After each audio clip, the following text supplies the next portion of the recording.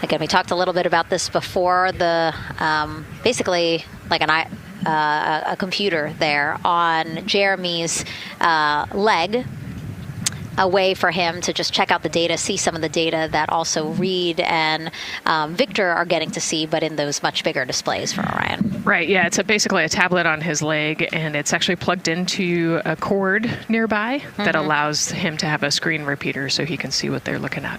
And it looks like he's taking notes. Can you talk a little bit about what that is? It's part of, all of them have like a little procedural book, right? Right, yeah, so they have what we call a knee board, and they'll have blank pages to take notes on. They might have a cue card or procedures, or they can be kind of custom built to what each crew member wants for their knee board.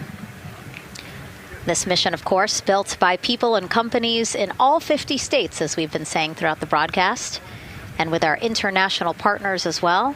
Let's take a look at some of the people playing such a big role in today's test flight. What we're doing here is a collaborative effort of hundreds of thousands of people. This is about the parts, the hardware, the software, the services, all coming together to make that mission possible. My dream for this space program is that we would not just push the boundaries, but that we push them together. And liftoff of Artemis I. We rise together, back to the moon and beyond. It takes a team to do great things. And Artemis has an incredible team. We have international partners. We have commercial partners and industry partners. It takes unity to accomplish great things, and that's what this mission's all about. We're not sending our money to the moon and lighting it on fire. We're putting that money right back into the economy in ways that benefit everybody. So every dollar that comes out of the Treasury that goes to support this mission goes back into the Treasury 3 times. What is very important to me is that we do it the right way, and that we do it with our values, that our industries grow, that our communities grow, that our families are healthy and safe and have amazing things to work on. Then we're going to build machines to go even further onto Mars. That is our generation, the Artemis generation, that defines the starting point of our exploration future. I just want to say thank you to all of the hands that have touched a part of this program and the hearts that have moved everyone to this goal, because we're going to the moon and we're going beyond. One team. One team. One team. One dream. What I really like about that package is, again, just reminding people that this is spurring so many jobs across the country. Yeah, across the country and across the world, right? The whole world has a part of this. The Artemis Accords are signed by over 40, 50 different countries. And so, yeah, we're taking all of the taxpayers' money and we're putting it right back into the jobs here in the U.S. And the money, too. You know, when we have more disposable income because we have good paying jobs, that's money that goes back into our economy as disposable income. So really, it is just an ecosystem that NASA is proud to be a part of. Right. And not only is it about the money and the economy, right, but it's also about the science and what we're going to learn and exploration. You know, we, on top of all of those things, we benefit the economy as well. Obviously, Nicole is a wealth of knowledge. We're very lucky to have her. We're going to be tapping into that knowledge throughout the broadcast, and we have been for now close to 4 hours. So thank you, Nicole. I hope you're holding up okay. Yeah, I'm loving it out here. It's been great. Let's learn a little bit more about Nicole. Her first mission to space was actually last March. She launched from here at Kennedy Space Center as pilot of NASA's SpaceX Crew 10 mission to the International Space Station. And what a beautiful launch that was. She spent 148 days in space conducting science experiments that could benefit us on Earth. For example, one studied the physics of liquids, which could help researchers deliver medicines more effectively. She also conducted an almost 6-hour spacewalk to help upgrade the orbiting lab's power system. Nicole is a lieutenant colonel in the U.S. Air Force and flew one of its most advanced aircraft. She was born in San Diego, California, and is a twin. That's a cute photo of the two of you. Oh, that one too. Young explorers, yeah. Yes, yes. That's so great to just see how far you've come. Again, I think that speaks to what we've been saying. Like, just if you're passionate about something, go for it and see where that takes you. Yeah, I think that's a great example. I was a serious little kid with really high goals and just kept working hard and never got bumped off the path and ended up here. And I think it's a testament to the human, like we talked about, if you're willing to work hard, be a good team player, you can really get anywhere you want in life. And that's what I love to talk about. Christina has mentioned similar things. And so it's been kind of a theme for the day. Yeah, definitely a theme for the day, a theme for the team. The team has said the same, the crew has said the same sort of things. So absolutely, Nicole, thank you so much for being here. And hopefully only a little bit more until launch today. Hopefully. So today's Artemis II test flight will mark only the 7th time NASA astronauts will launch on a new NASA spacecraft designed for crew. And then controlling the flight will be Mission Control in Houston. Our Gary Jordan is inside with flight controllers. Hey, Gary. Hey, Megan, you are right. This is a significant milestone, and we may be putting the names of a few more astronauts in the history books today. The Artemis II crew is set to launch today will join a select list of humans to fly in a spacecraft for the very first time. And Artemis II, like missions before it, is a test mission. During ascent, the crew and the teams here in the room are prepared for a variety of scenarios. Some of these will be called out directly by Capcom Stan Love during ascent, and some are a little more subtle. These calls can be split into two categories: alternate main engine cutoff or MECO targets and aborts. First, there are two alternate MECO targets, or AMTs. These note milestones to give flight control teams and astronauts an idea of what would happen after that moment should the core stage lose one of the main engines. First is AMT low. You won't hear it called out by the crew or Capcom since this happens right at liftoff. If the core stage loses one engine at this moment, an abort once around option could be made at main engine cutoff, meaning the crew could target a splashdown in the Pacific. The second is AMT high, which would be called out by Capcom Stan Love around 22 seconds. After this moment, if the core stage loses an engine, we can still pursue an alternate mission in low Earth orbit to accomplish some of the test objectives. And at about 5 minutes, 16 seconds into the flight, you'll hear the call 3-engine press. This is a good moment. After this point, if the core stage loses an engine, we can still make a nominal main engine cutoff and pursue a moon mission as expected. Again, these MECO targets give the flight control teams and crew an idea of what lies ahead should one main engine be lost, but assumes we are otherwise continuing to a main engine cutoff target. This differs from an abort, where the Orion capsule separates from the Space Launch System prior to the planned separation time. There are abort options at every moment that integrity is attached to the Space Launch System, from the pad to more than 3 hours into the mission. During the first 8 or so minutes of powered flight, there are 3 abort options. First is the use of the launch abort system, which you see at the very top of the rocket, and here in the White Room where the hatch is open and teams are working to close it. This particular abort capability can be used from here at the pad through roughly 3 minutes and 22 seconds into the flight. Next is an untargeted abort splashdown, or UAS.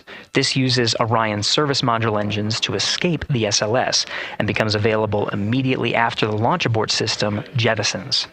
Third is an abort once around, or AOA. You'll hear Capcom Stan Love call AOA open around 7 minutes 30 seconds into the flight. This also uses the service module engines, but the burn profile is a bit different to aim for a splashdown in the Pacific after one trip around the Earth. NASA's expedited recovery teams are staged off the coast of San Diego to get to the crew and integrity quickly for this abort option. An AOA option continues to be available until solar arrays are deployed on the Orion service module a little more than 30 minutes into the mission. At this point, an abort to orbit, or ATO option, becomes available until separation from the upper stage around 3 hours and 23 minutes. Mission profiles can vary depending on when an ATO is executed in that window, but with power being drawn from solar arrays, it buys more time for astronauts and flight control teams to make decisions and stay in Earth orbit, return for a splashdown, or continue to the moon. The Artemis II crew and flight control teams are well trained on all of these scenarios, and the calls you hear to the crew on Orion to Earth may help them be in a ready state for whatever challenge may come their way. At this time, we're not tracking any significant issues here in mission control in Houston, Texas. That would be showstoppers for today's launch. We're continuing to, of course, monitor the countdown along the way and make sure all systems are go for when we reach T0. With that, I'll send it back to you, Megan, at the Kennedy Space Center. All right, we are ready for another reading if you are ready over there. Yes, sir. CBA is steady at 2,600 PSI. All right, copy that. And the more times we ask you to do that, the closer we get to launch, so that's a good thing. Copy. You heard it there from NASA Test Director Jeff Spaulding. The more that they keep on asking her how the pressure is holding in the counterbalance assembly mechanism is a good thing, because it means we are getting closer to launch. So that's amazing news over the loops that we just heard on Orion to Earth 1. Again, that communication channel with the crew. But now I want to get back over to Daryl with the launch team. He has an update now on the flight termination system that the team was tracking. All right. Thank you very much, Megan. And we're getting an update now from the launch team as we speak.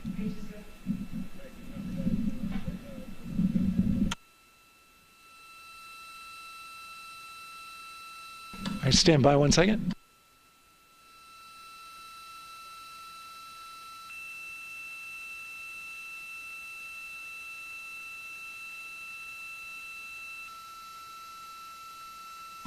Okay. Sorry about that. We were just getting an update, in fact, about what I was about to report out on the range. And the good news is the range is go. So we reported that they were working to verify their equipment regarding the FTS system. And they asked for a little of that verification work to be done by one of the FTS engineers here in the firing room. He went out to the VAB to get some legacy hardware to help out with it. But in the end, this is a fix that the range had come up with to get clearance, to clear the range rather, and to as well work the FTS system. And so now they are go. Again, the range is go. That is no longer a constraint. And so you combine that with the fact that the rocket and the ground systems here also working, no constraints. Clear board here is great news. So again, the range is green, and we're continuing to work through the countdown. We got a weather update that came in to the launch director from Launch Weather Officer Mark Berger. He reported out that there's still a little bit of feisty weather activity that's happening up in the Titusville area. That's the city neighboring the Kennedy Space Center. Those showers had passed over Kennedy, and then now they're currently over in Titusville, currently still within that mile kind of constraint of flight through precipitation rule.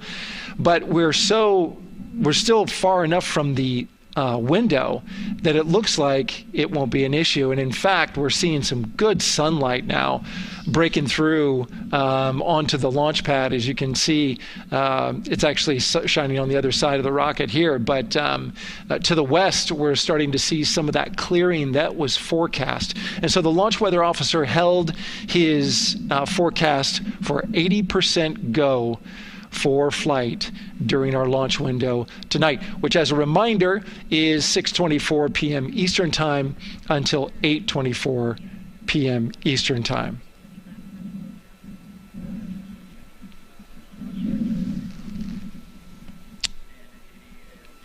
And we're also hearing that the last hatch closure, as you can see in the bottom corner of your screen, they're starting to work on that. That's the launch abort system hatch.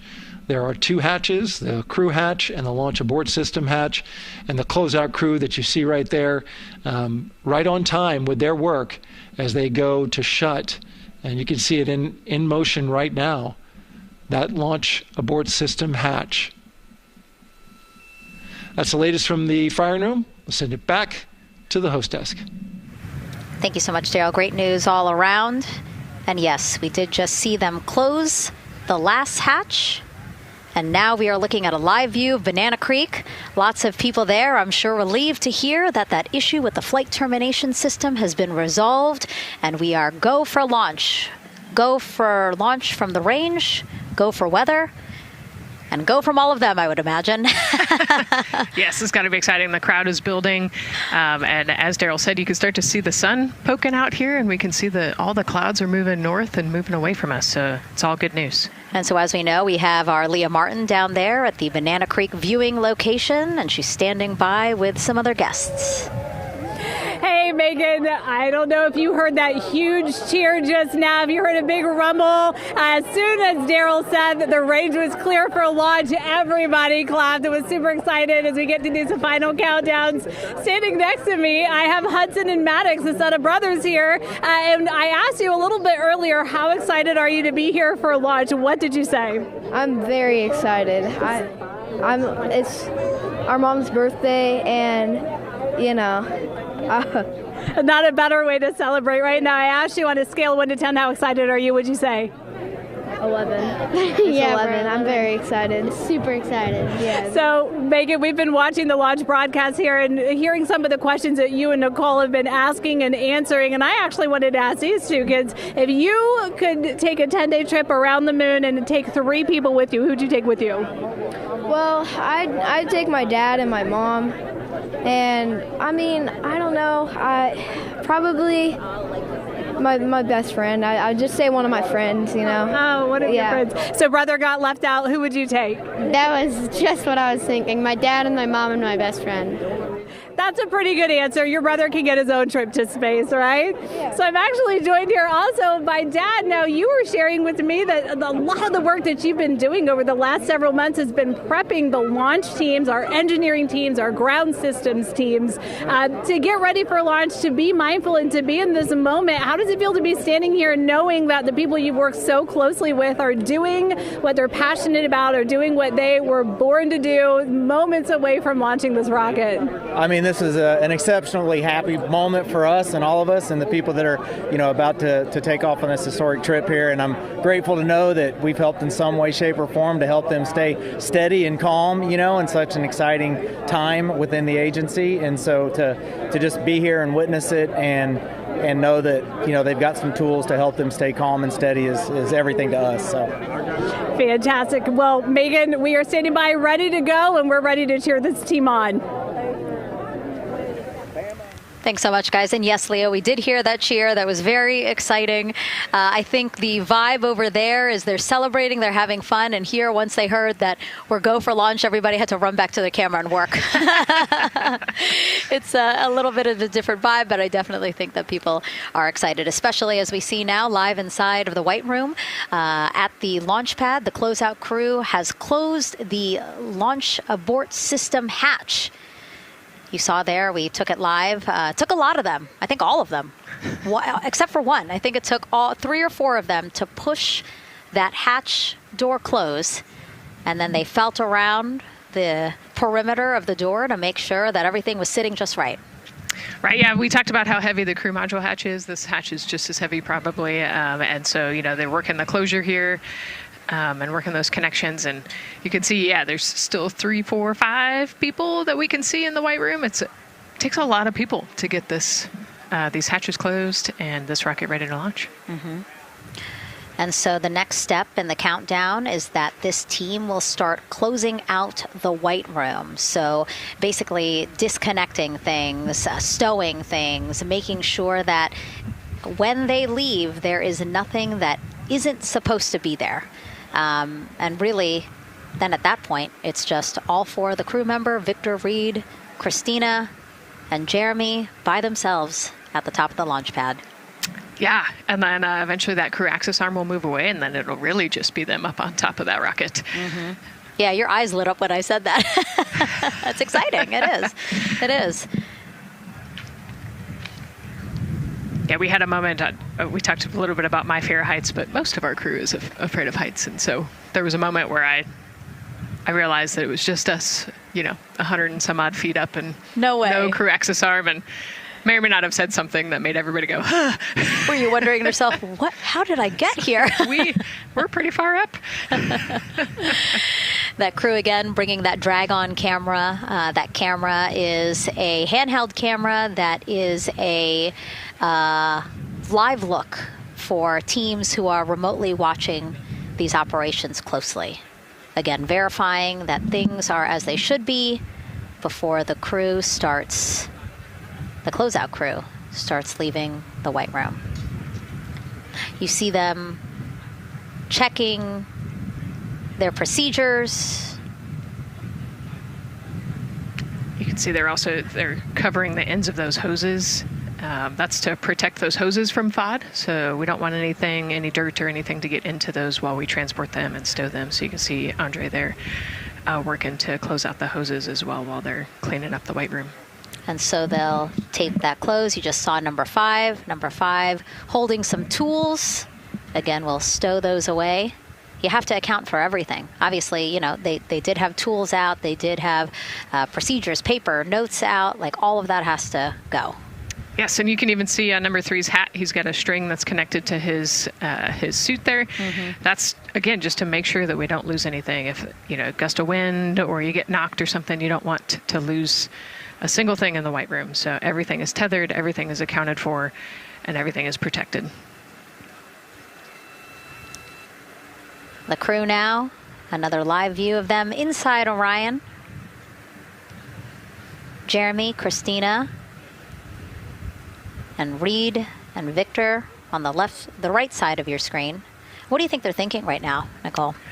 Oh man, just over an hour to launch. There's probably a little bit of a lull right now, monitoring some systems, but you can see Reed's got his feet crossed. So I think just trying to relax and, pass the time by maybe thinking through the items that they're going to monitor through the launch, the different jobs that each of them have throughout the launch. And once they get to orbit, this first day on orbit is actually really busy for them. Mm-hmm. They've got, 2 burns that they have to monitor. They've got to get the system set up, and they've got to get the cabin set up. So there's a lot going on in the next 24 hours for this crew. I think they've got a couple sections where they get to take a nap, but I don't think they get a full night's rest for quite some time. So, going through what's next.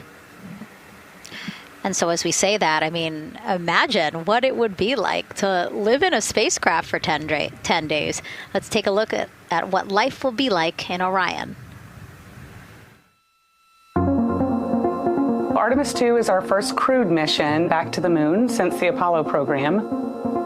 A lot of the focus of Artemis II is really checking out systems to be sure that we're ready and well positioned for continued human exploration. My name is Susan Baggerman, and I'm the Chief Health and Performance Officer for the Orion program and the Artemis II mission. And this is 10 Days in Orion.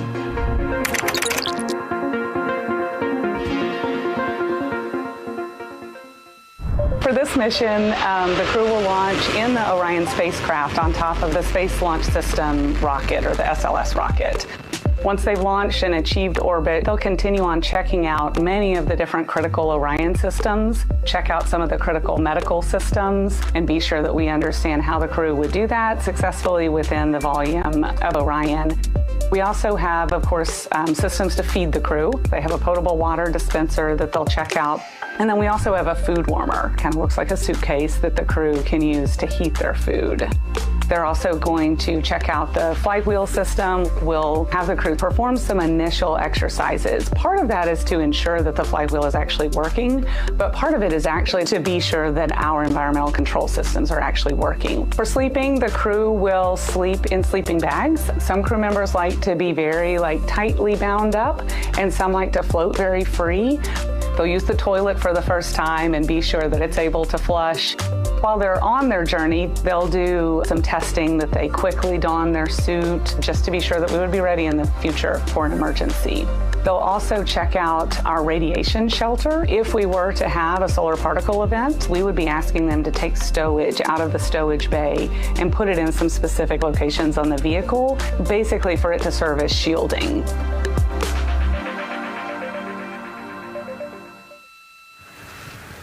And so I want to talk a little bit more about what we just heard in that package. I am interested in the space food.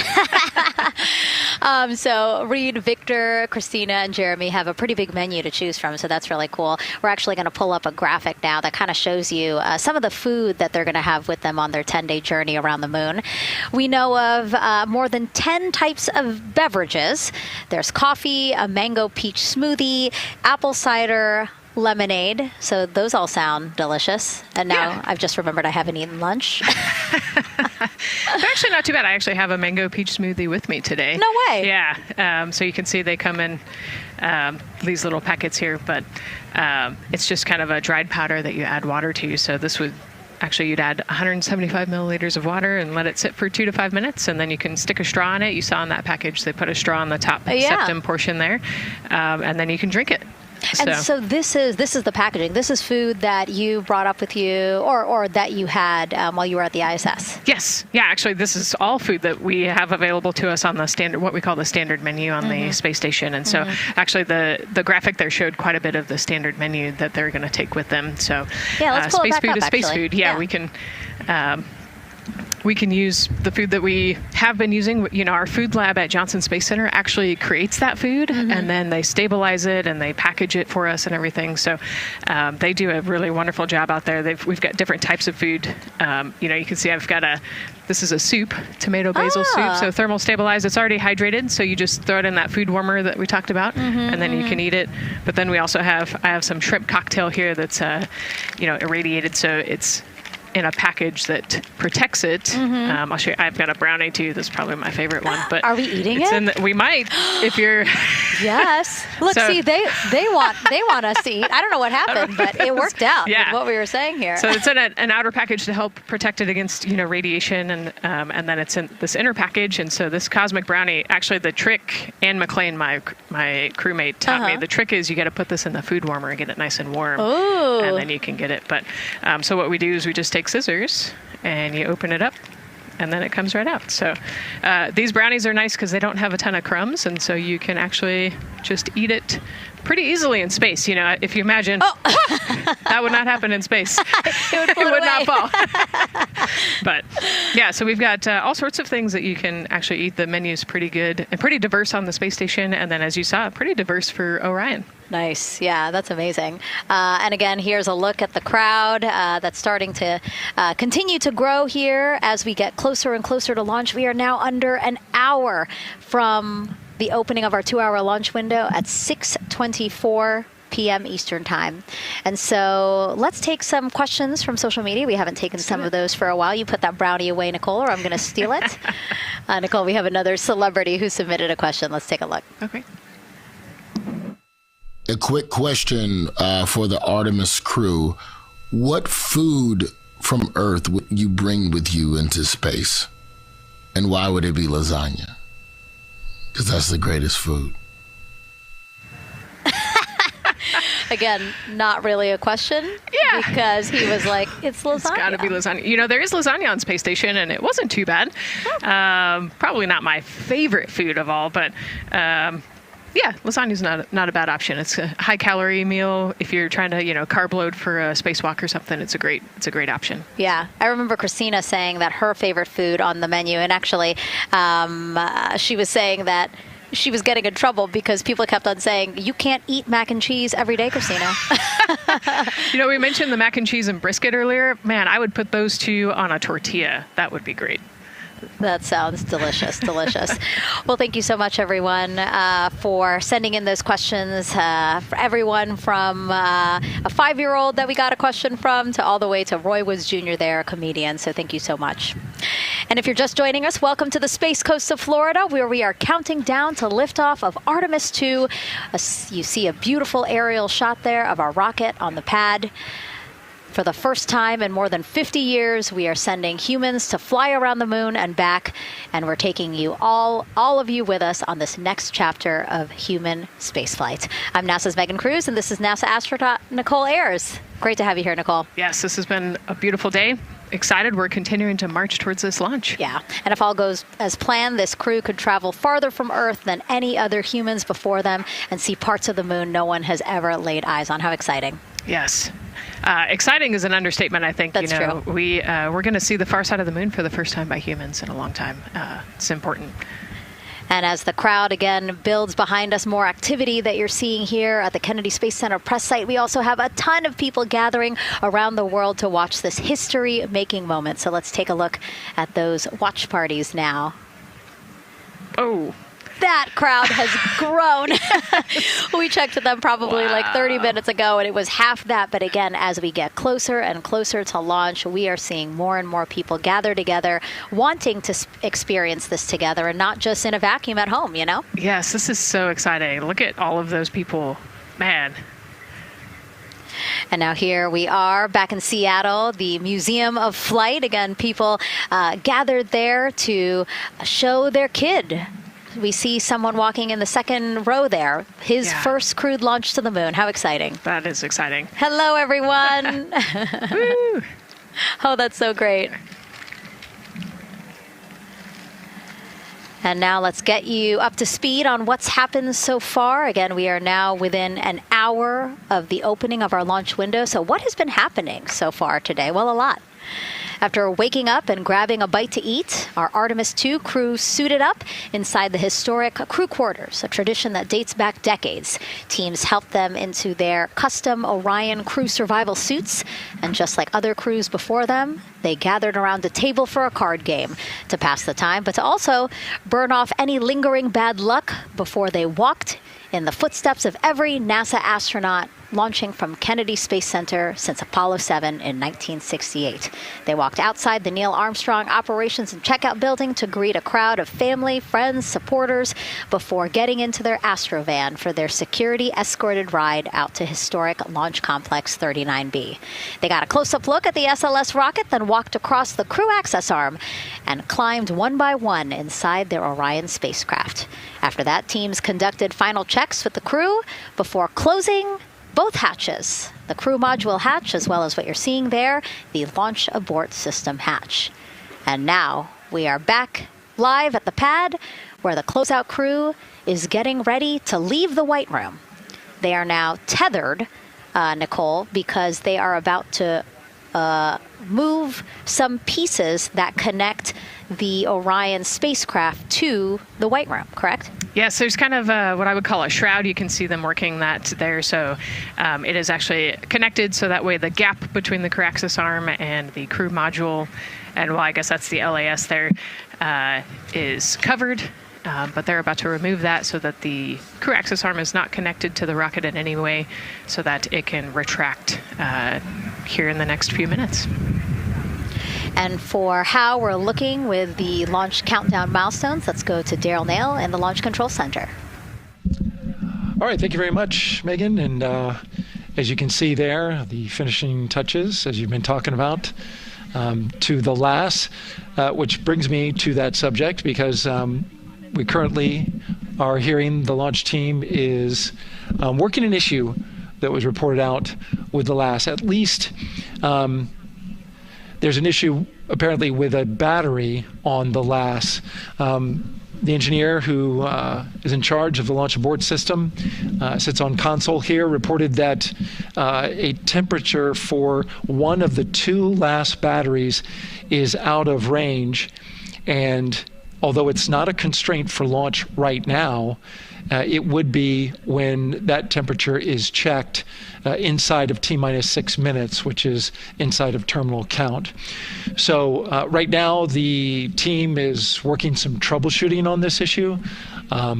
Going to follow, of course, along closely with what they learn. But again, a battery temp for one of the two batteries on the LAS is out of spec, and the team is working to understand, first of all, whether or not this may be a sensor issue, or is there an issue with the battery itself. So again, looking into it, troubleshooting and researching as we speak. With regards to the weather, we did get some good news there. Launch Weather Officer Mark Berger reporting to the launch director that the weather chances have now improved for the window. We are up to 90% go, which is great news. Again, 90% go. That is up from the 80% that we started when we had the first weather forecast come out officially 3 days ago, and so that is great. And for anybody who's here in the launch area knows that is certainly viewable. They can see that by just looking up. So we're getting some good clearing as forecast. And then just a reminder for those people who are watching the launch from the nearby area that if you're watching on an internet-enabled device, just remember that there may be a little bit of a delay. Can't tell you how much of a delay, but since it's on an internet device, sometimes this broadcast might be a little behind what you're actually seeing. So just keep that in mind as you are watching. Don't wait till the last second to run outside if you're inside your RV or your camper or your house. That's the latest here from the firing room. Of course, we'll keep track of that last battery issue. We'll send it back now to Megan and Nicole at the host desk. Two of them there had to be tethered to the inside of the white room, because obviously now we have detached the white room from the Orion spacecraft. Yes, that view is quite something. Yeah, spectacular. Yep. Oh, no, I'm sorry. I forgot. Nicole's scared of heights. An astronaut afraid of heights is actually not uncommon, as we've learned today.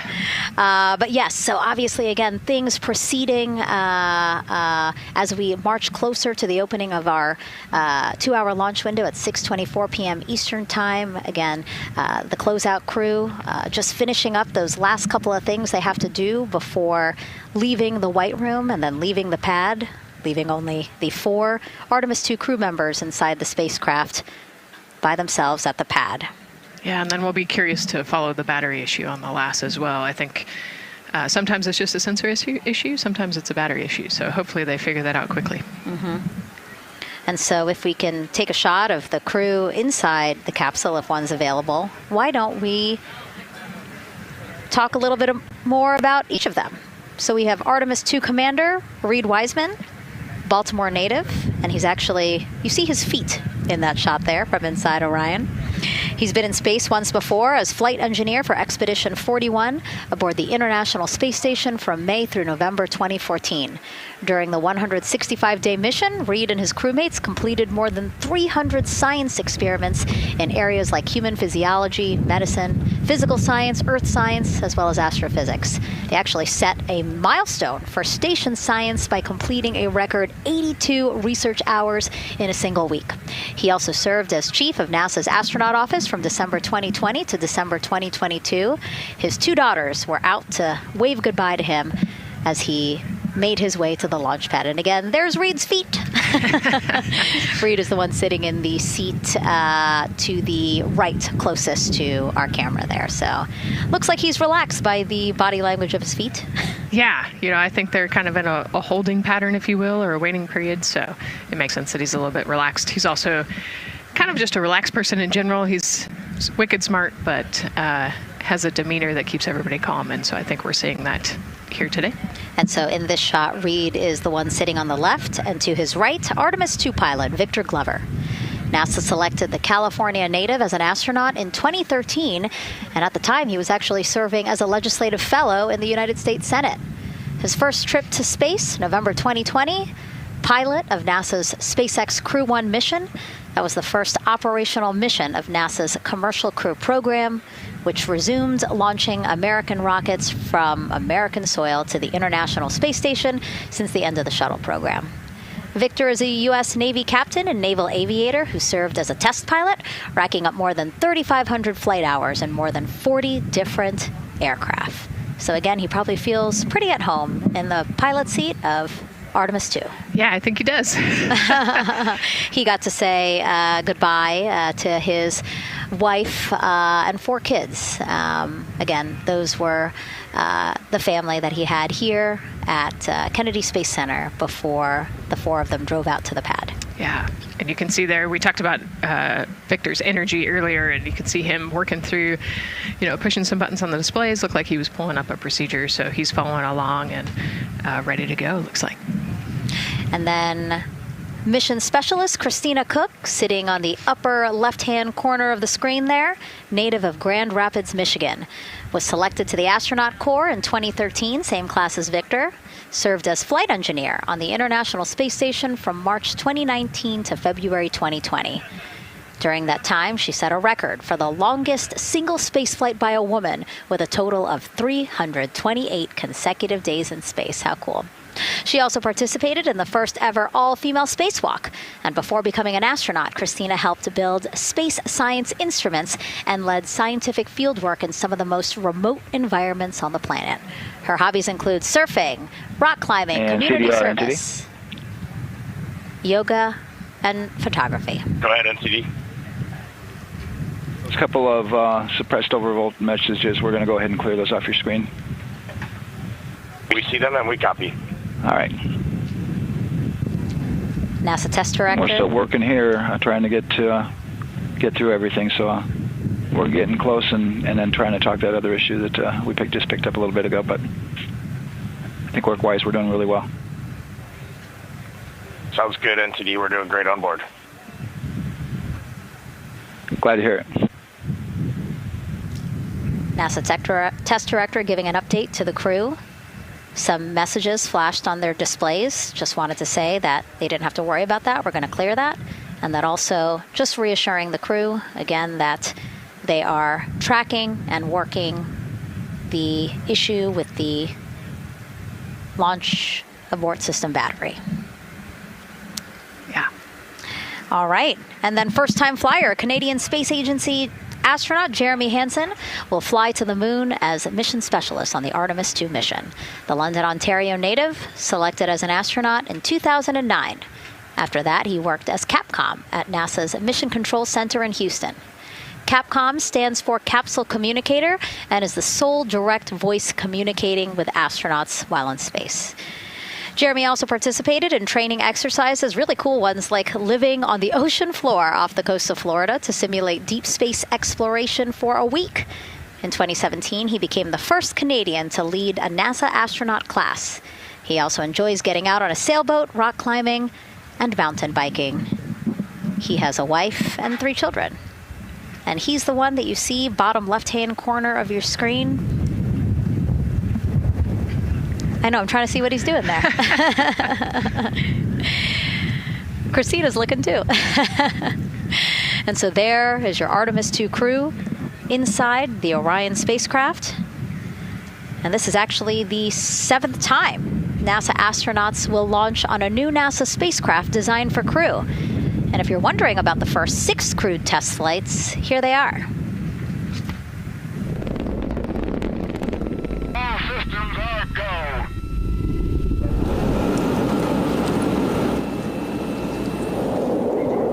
Gemini 3, Gus Grissom, John Young, March 23, 1965. Apollo 7, Wally Schirra, Don Isley, Walt Cunningham, October 11, 1968. Space Transportation System, or STS-1, John Young, Robert Crippen, April 12, 1981.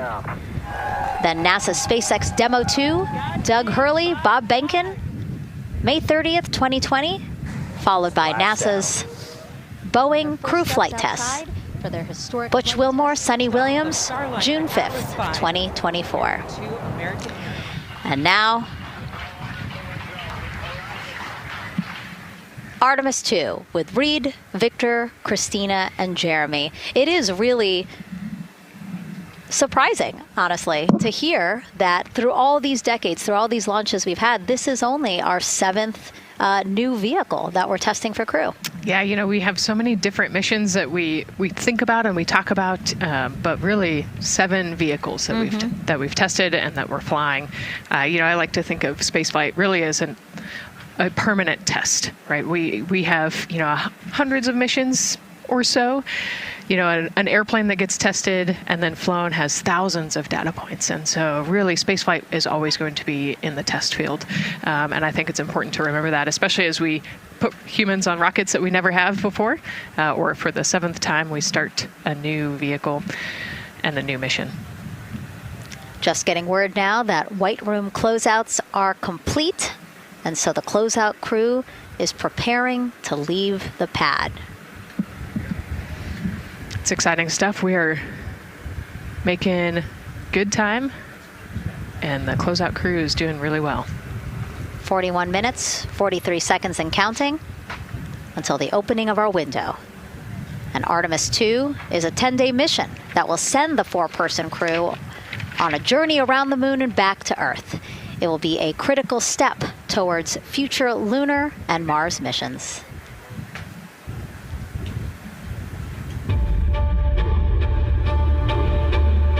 We're going back to the moon because it's the next step in our journey to Mars. We need to go explore the moon. There's vast regions of unexplored areas with the coldest, darkest places in our solar system. This is a test mission, and when we get off the planet, we might come right back home. We might spend 3 or 4 days around Earth. We might go to the moon. That's where we want to go, but it is a test mission, and we are ready for every scenario as we ride this amazing space launch system in the Orion spacecraft. But another reason we're going back to the moon is to fulfill NASA's mission, which is to explore the unknown in air and space, to innovate for the benefit of humanity, and to inspire the world through discovery. And when we succeed and when we accomplish the things that we set out to accomplish, that inspiration not only can set up new things to happen, but it also is a reminder in tough times that we're capable of doing great things when we work together. The thing I love about the moon is that it's not just a beacon for exploration and this platform of possibilities for incredible missions like this, but it has benefits. That's actually why we're racing towards it. Those benefits are really wide in nature. You have everything from innovation, technology development, not only for future missions going deeper into the solar system, but technologies that come back to Earth. You have inspiration, a whole generation of people starting this pipeline of STEM workers and manufacturers and operators that are excited to see what you can do when you work hard and you come together as a team. When I think about the 4 of us flying around the far side of the moon, seeing that Earth rise, taking images and video and sending them back to you, the feeling that I have inside is hope. We know that Artemis II is not the solution for humanity on planet Earth, but it is a contribution in the positive column. We hope that just for a moment that people will pause and say, wow, it's extraordinary when you look back upon the Earth with over 8 billion people, and you see this concrete example of what humanity can do, this extraordinary thing when we set big goals and CDR entity to achieve them.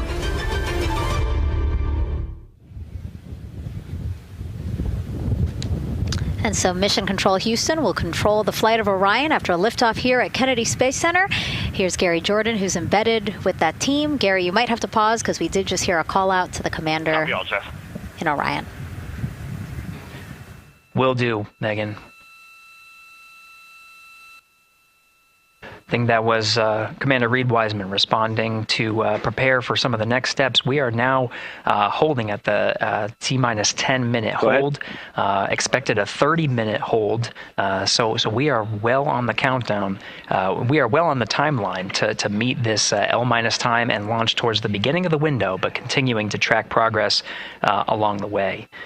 Again, I'm here with the Artemis II flight control teams in Mission Control Houston. The team in the room behind me has been monitoring the countdown and verifying their own mission-specific launch criteria of the Space Launch System, the Orion spacecraft integrity, and its crew. During the final poll before launch, if all looks good from each of the flight controllers in this room, Flight Director Judd Freeling will report a go for launch from Houston Flight. Upon liftoff, teams here take control of the mission and communicate with the crew while they fly on the Space Launch System. This phase of flight is highly dynamic, and each console position has a dedicated and important role of looking after critical systems. You'll hear calls from Capcom and NASA astronaut Stan Love in this room to the Artemis II crew as milestones are reached during the more than 8 minutes of powered flight on the core stage. Liftoff and ascent are just the beginning. This room will be staffed around the clock over the next 10 days to oversee every moment of the mission through splashdown. Here from the Johnson Space Center, we'll be streaming the mission live 24/7 so anyone can follow the crew's journey, take peeks inside the spacecraft, and share the experience of a lunar flyby with astronauts looking down at the moon's surface. Teams here have been rehearsing tirelessly in simulations to throw every conceivable and inconceivable scenario their way. We are ready and eager to begin the Artemis II mission. Still milestones to come as we continue the countdown, but we'll be right back with you during the ascent phase of today's flight. With that, Megan, I will send it back over to you at the Space Coast. So much, Gary. Under 37 minutes until the opening of our 2-hour launch window, 6:24 p.m. Eastern. I've never been more excited for a time. But why don't we send it back over to Megan Carter with the Moon Board to learn more about what happens after ascent. Absolutely. I am definitely also getting excited. Things feel like they're starting to pick up a little pace here. A lot is about to happen within the first 10 minutes of launch, but what happens after those first 10 minutes? Let me take you over here to my mission map so we can kind of jump ahead and let me explain a few things. So, our main engine cutoff is going to stand for MECO, and that is essentially where the rocket's job is done, and it is then going to turn the propulsion duties over to our ICPS. That stands for Interim Cryogenic Propulsion Stage. Don't try and say that too many times fast, but the ICPS is going to be right here, and that's our in-space propulsion. About 50 minutes into, after about 50 minutes into launch, it is going to conduct that first burn, and that's going to be the perigee raise maneuver. Essentially, what that is going to do is going to raise the spacecraft from a lowest point of Earth just a little bit higher into space, and then they are going to conduct that nice path. It's going to set them on that nice circular path around the Earth. That's when they're going to start to be able to really check out this spacecraft. The Orion spacecraft is going to be able to, like we've talked about, be maneuvered by the crew. They're going to check out those life support systems, and communication checkout's going to be vital at that point as well, obviously. Then they will be conducting that another burn, and that's going to raise them just a little bit higher again, and then they will it'll be about time for the ICPS to separate, and they will start another lap around the Earth as well. Now the ICPS, but even after it separates, its job will not be done because they will have the opportunity to conduct something called the proximity operations demonstration, and this is going to be really important for our future lunar missions because the ICPS actually has a target on it, and the crew is going to have the opportunity to manually maneuver these spacecraft like we've mentioned and practice those docking maneuvers.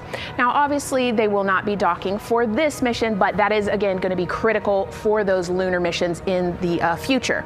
Now, all right, after that ICPS has separated and they've done that second lap, they're going to conduct 2 more burns. And what these burns are going to do is set them up to the high enough orbit and a fast enough speed in order to conduct the translunar injection. This is going to be that critical moment and that critical milestone where they are going to produce about 6,000 pounds of thrust. And this is that point that is going to take them out of low Earth orbit into deep space, and it's going to set them on that nice path towards that lunar flyby. And I know we have talked a little bit about why this could be a record-breaking flyby and journey to the moon. And with that, I'm going to turn it back over to Megan so she can tell us just why. Yeah, she's talking about the distance record set by the Apollo 13 astronauts in 1970. They were 248,655 miles away from Earth, and this Artemis II crew might surpass that on flight day 6 when they fly around the moon by more than 4,000 miles. Yeah, it's a long ways. It's tough to fathom 250,000 miles from Earth, right? I mean, space, the space station is only 250 miles, and so we're going, I don't want to do the public math, but we're going much further than that. But it's important, right? Because we want to get back to the moon. We want to see the surface. We want to see the far side of the moon. And the way we do that is by breaking distance records. Yeah, and the exact distance record depends on exactly when they launched, like the time, the day. So we'll learn more as we go into this 10-day mission with the Artemis II crew. But here we are, 32 minutes, 50 seconds and counting from the opening of our launch window. Feels really, really surreal here as more and more people come to gather on the press site lawn here at Kennedy Space Center. Why don't we take a look at this video that we have here? Some familiar faces who wanted to wish our Artemis II crew a safe journey. Reed, Victor, Christina, and Jeremy, you are the real deal. You're flying to the moon for all of us, and we are in awe. You're the true heroes. You are not just astronauts. You are pioneers, venturing deeper into the unknown. But you are not alone. We will be all cheering you on from planet Earth. Hey, I'm Victor Wembanyama, and I play basketball in the NBA. But I'm not only interested in shooting hoops. I'm also interested in shooting stars, dark matter, and all other types of astronomical phenomenon. And to the Artemis II astronauts who are shooting for the moon, I wish them good luck and Godspeed.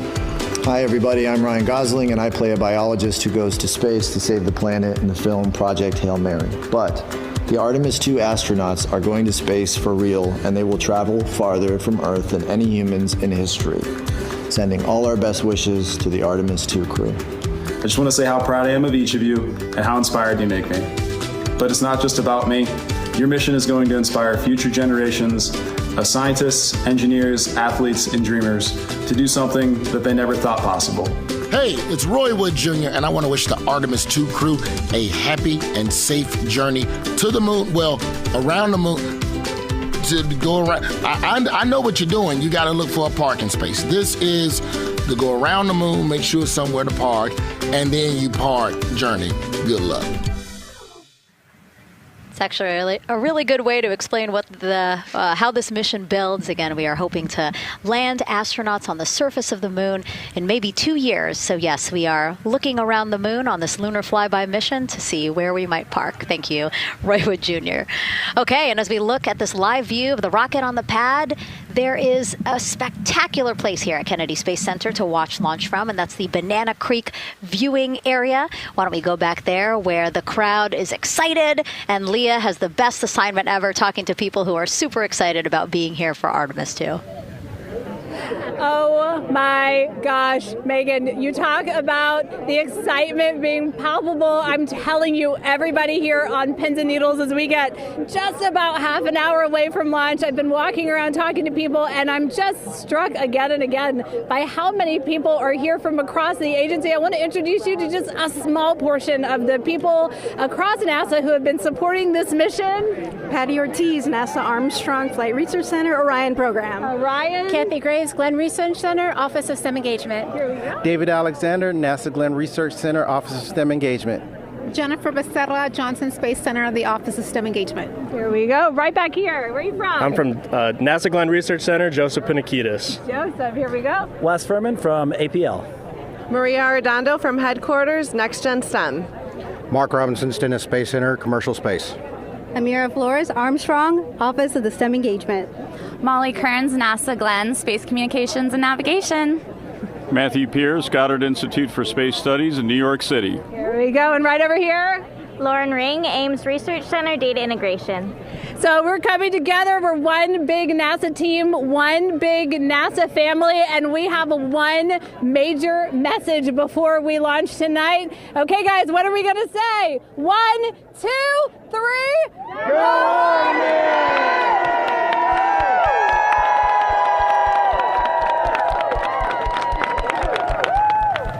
Oh my gosh, that made me so emotional. That was so inspiring to see. I mean, wow, yeah, that was great. I mean, just to hear everybody say their position, what they're doing to support this mission is amazing. And I'm sure this was something that really rang true and resonated with NASA's Administrator Jared Isaacman, again, to see the workforce come together to do the work and then to be here for launch. So why don't we actually go over to him now with our Jasmine Hopkins at one of our other viewing locations. All right, Megan, thank you so much. The energy here on the balcony is honestly becoming electric as we get so close to launch. And now we are thrilled to welcome NASA Administrator Jared Isaacman. Jared, we're really entering a golden age of exploration. How will Artemis II set the pace for the coming years? Well, I mean, Artemis II is the opening act, right? This is the test mission.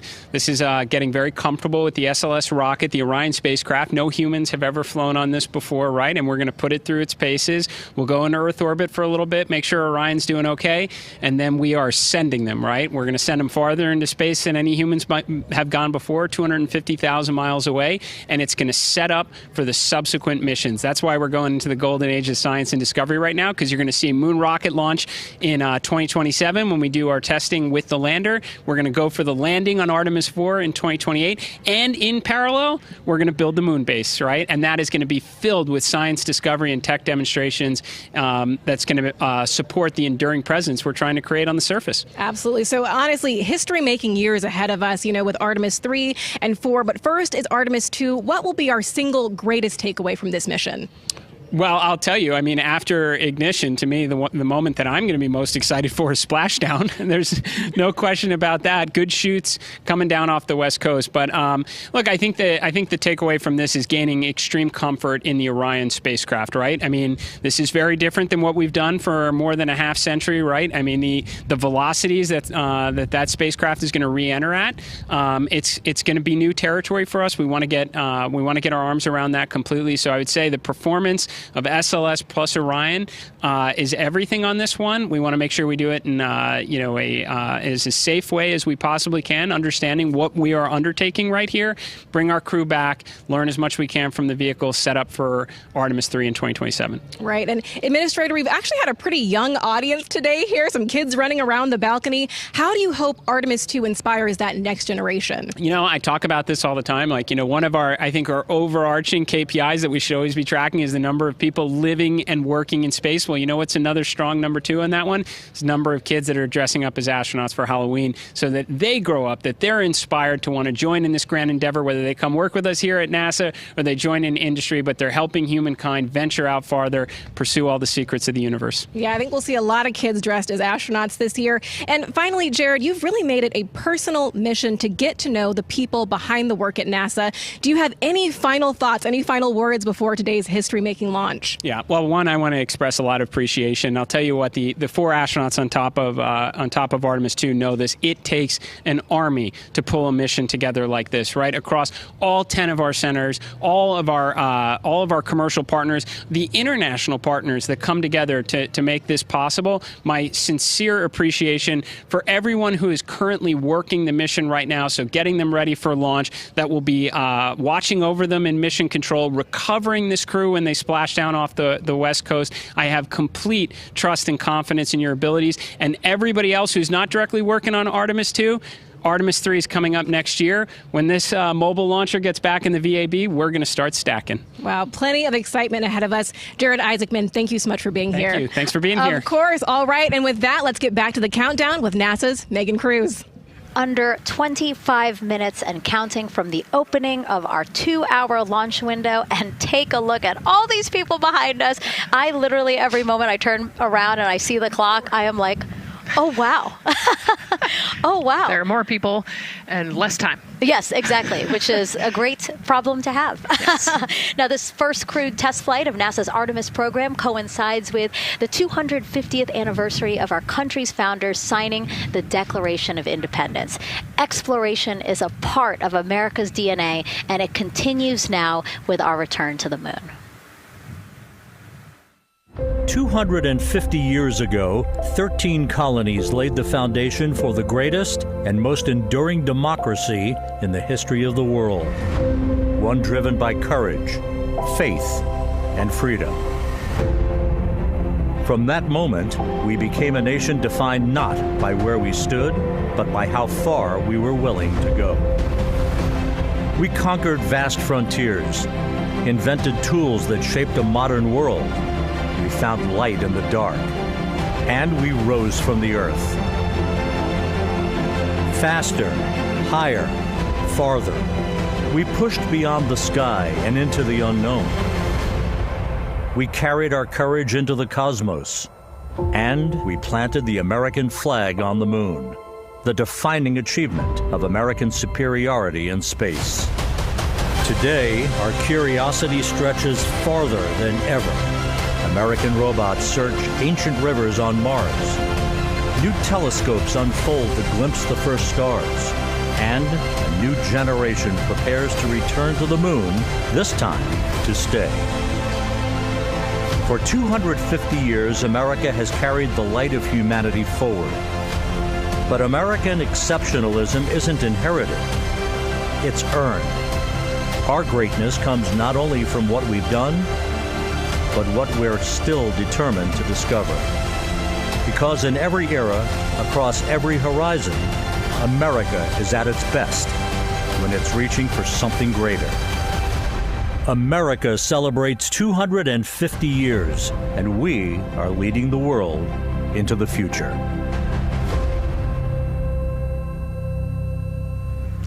22 minutes, 15 seconds and counting from Artemis II, NASA's boldest test flight in a generation.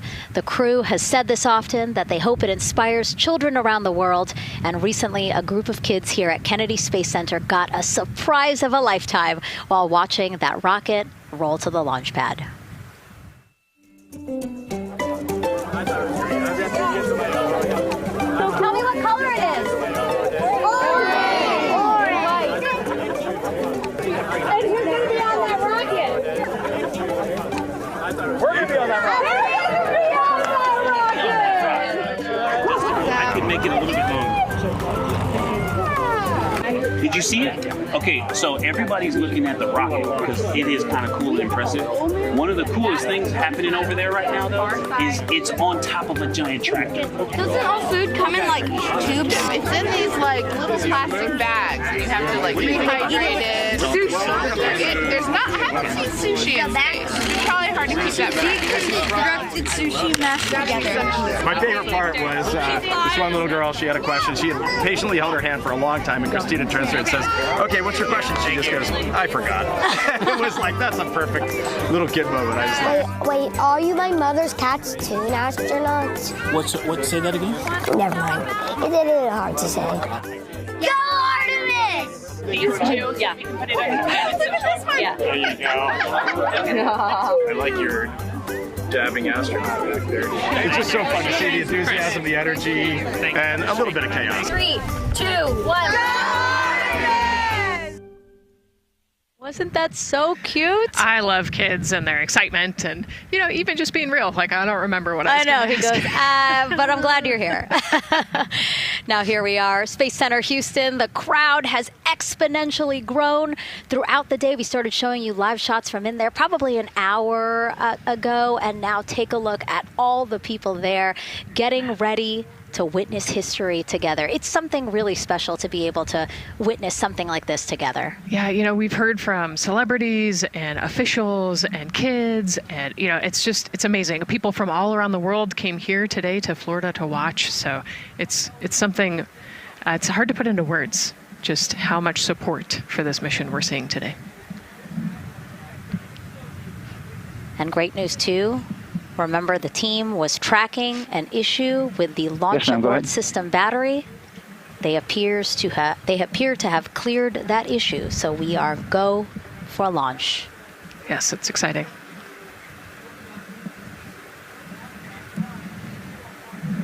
U.S. Space and Rocket Center here, Huntsville, Alabama, waving to the Artemis II crew sitting right there inside Orion.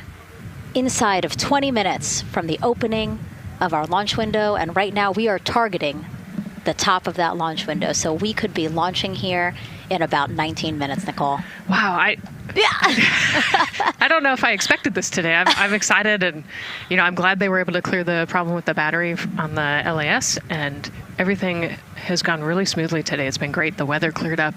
It's a beautiful day for a launch. And so now, as we are so close to possibly launch now, just what are your final thoughts as we are about to embark on a mission back to the moon, the first time in more than 50 years? Yeah, you know, just so proud of the crew and all of the teams here on the ground that made this happen. You know, they are carrying the torch from the Apollo era into the Artemis era. And, you know, as the crew likes to say, they want to be the shoulders that the next generation. And let's see, GLS, can you help us with that, please?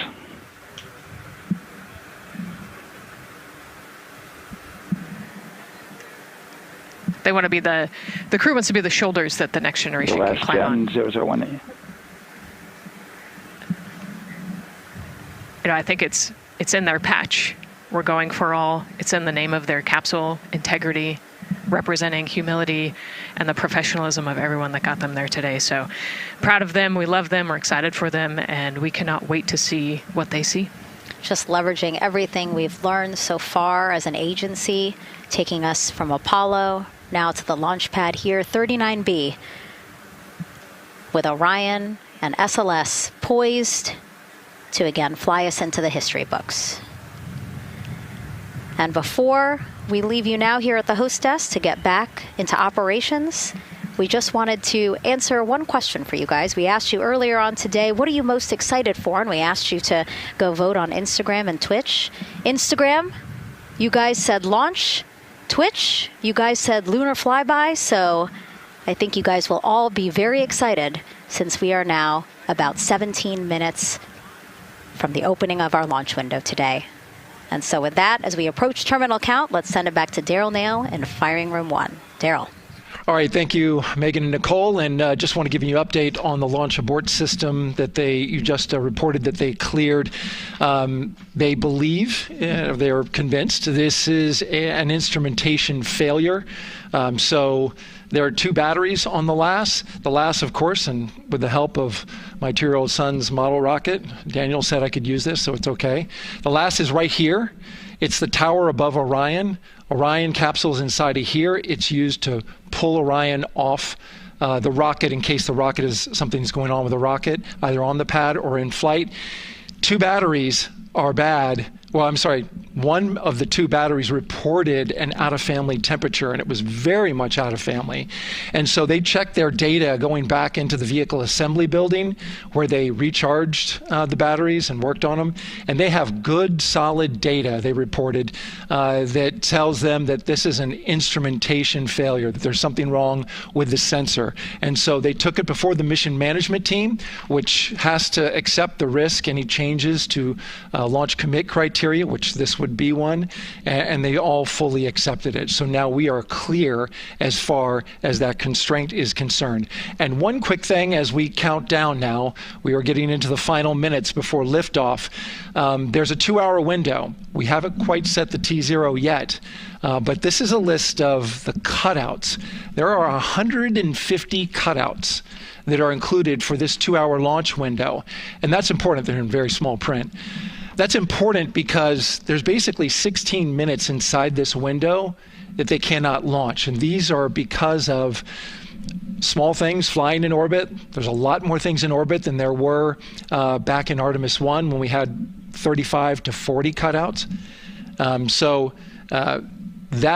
For that reason, because of these 156 cutouts, they're going to be managing the launch window as we go forward. So they may have to wait out one of these cutouts. They range in time between 2 seconds to 23 seconds, but you'll hear the NASA test director talk through that. We're getting ready to merge that loop from NASA test director Jeff Spaulding.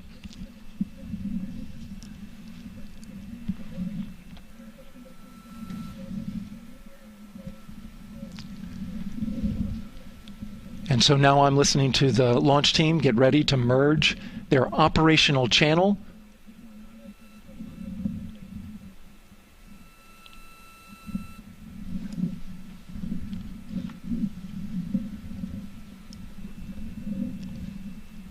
We're now entering one of the most consequential phases of launch day, and that's terminal count, the final 10 minutes. And OTC, NTD on 212 for comm check. Good, comm. How me? I hear the same. STC? GTC? GTC is on 212. All right, copy that. NASA Test Director Jeff Spaulding confirming communications with his team.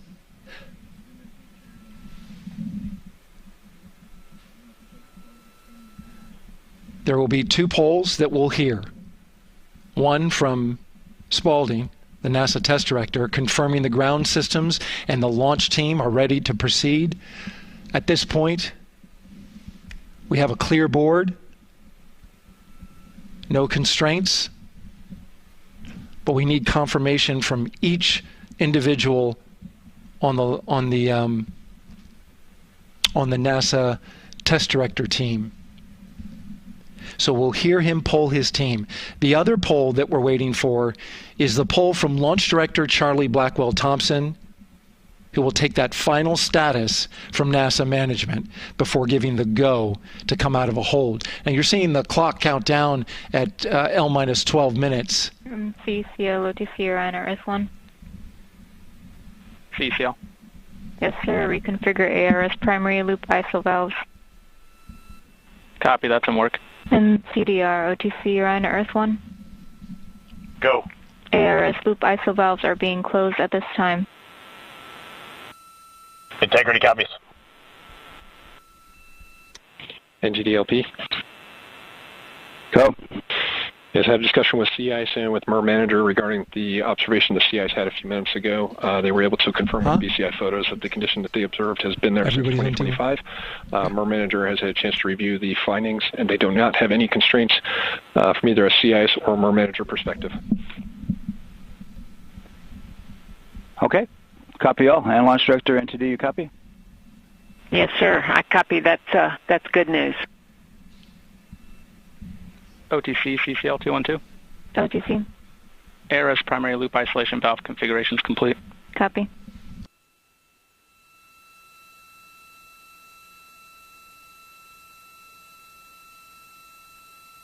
And CGLS NTD, cancel pending, please. GLS copies, and that's complete. All right, and for all personnel, we got a little bit more work to do before we pick up the clock, and we're about a little over a minute from getting to T-minus 10 minutes, but we've canceled the resume time there, and then we'll pick it up after we get through all of our work and anything else that we need to do to get through the remainder of count. So we'll continue working that to get to our T0 today. So when we get to about 50 seconds from now, we'll extend that hold. CVSE OTC. CVSE 400-290, looking to verify that we are configured for ascent. Yep, give me about 2 more minutes. I'm going to start CMA2 streaming. Copy.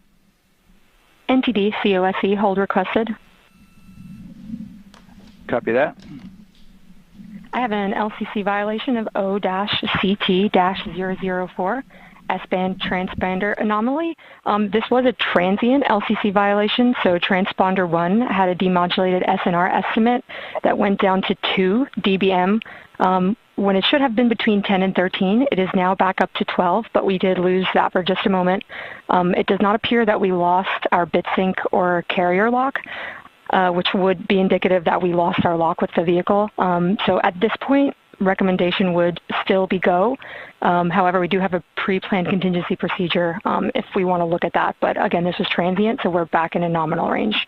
All right, let's see. LPE NTD? Yeah, we're not seeing that hit. So I guess the question for COSE, was that less than 3 samples? Is that below our persistence? Stand by. Let me look. It did look like it did persist for several seconds on mine, but let me take a look at the number of samples. Could I get a repeat on the affected LCC, please? Yes, ma'am. That's going to be O-CT-004. Thank you.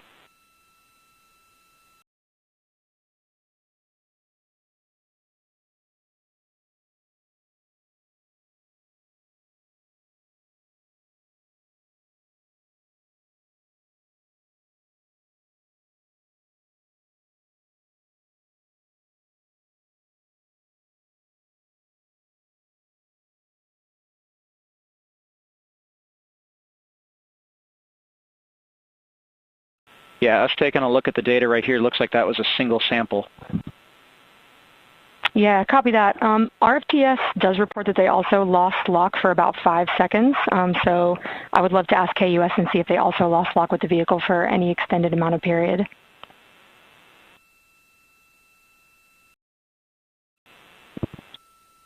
And COSE, while we're doing that, these are 1/10 hertz measurements, correct? So we would have had to lose it for over 10 seconds to get a second sample?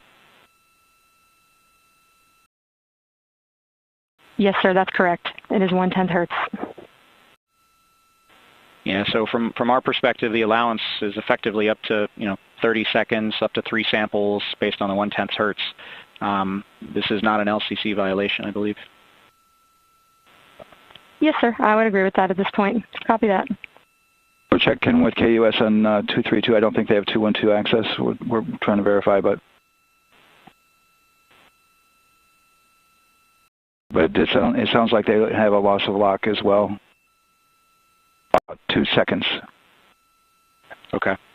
And I guess for both KUS and COSE, do we have lock now? That's affirmed. We do have lock for COSE.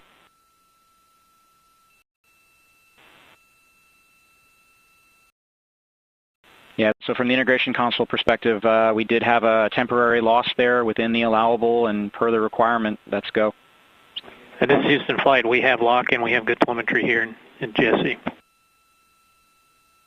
And KUS has reported too, they have good lock now.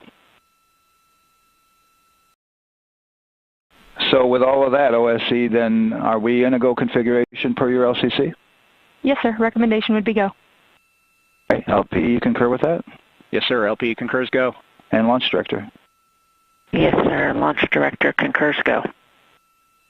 All right, and I'm going to go ahead and just verify everybody has everything else complete, Launch Director, and if we do, we'll be ready to pick up the poll at that time, unless there's something else that you're aware of.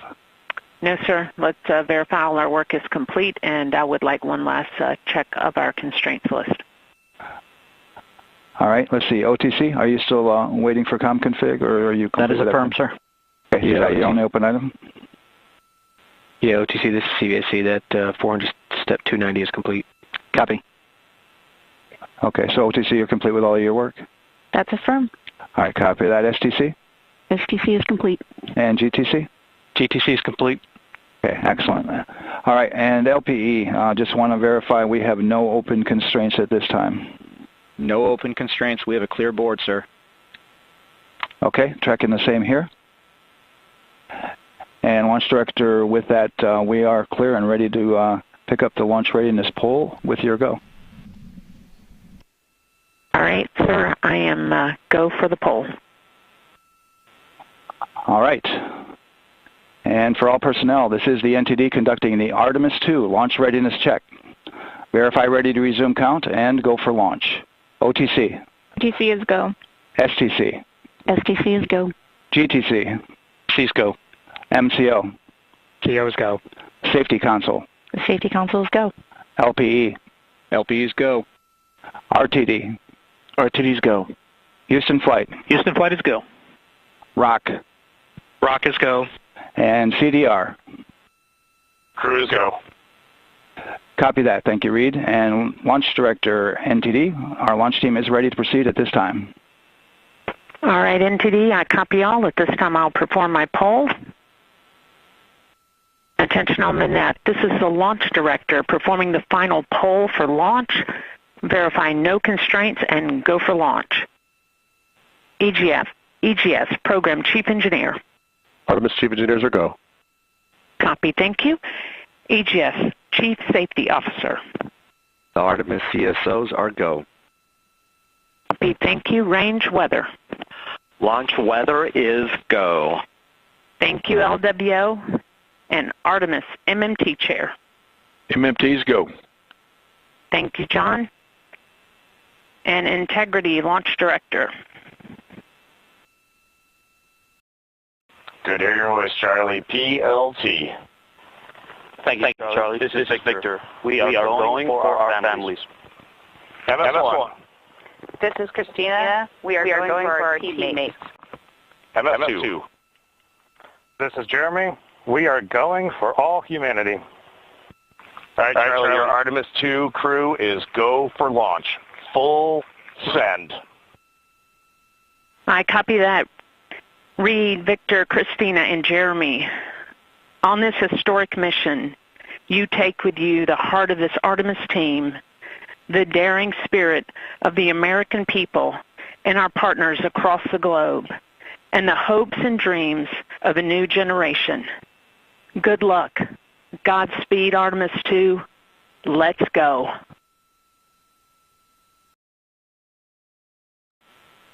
And into the Launch Director. Go ahead, Launch Director. Yes, sir. You have a go to proceed with countdown. Copy that. I'll put it in work. CDR, NTD. Go. Your risers and initiate short purge per your EPROC 10.1.1, steps 8 and 9. 10.1.1, 8 and 9 going to work. Copy. CVSE NTD, start and verify recordings of our Orion cameras. Copy. Okay. Well, there you heard it. RSR NTD. RSR. They're getting ready to start terminal count. arm rotation enable at this time, please. It's currently at T-minus 10 minutes. Once we wrap up this last bit of work. SNA arm rotation enable complete. We're going to start that clock. Copy that. Thank you. Integrity crew, close and lock visors.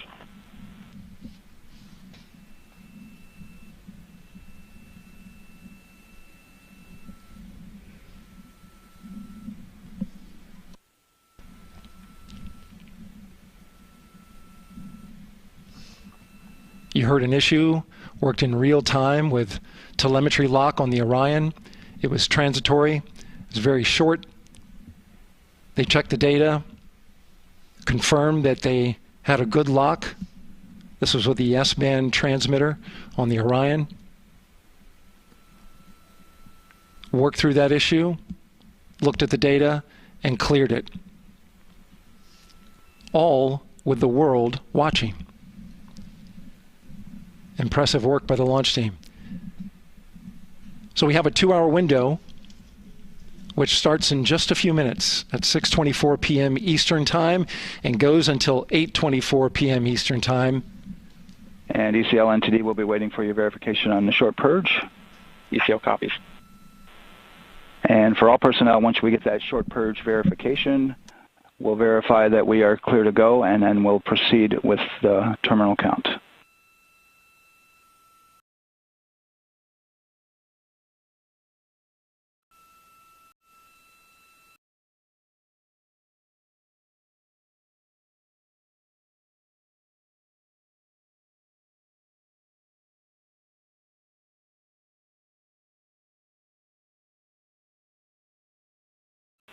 ECL time estimate?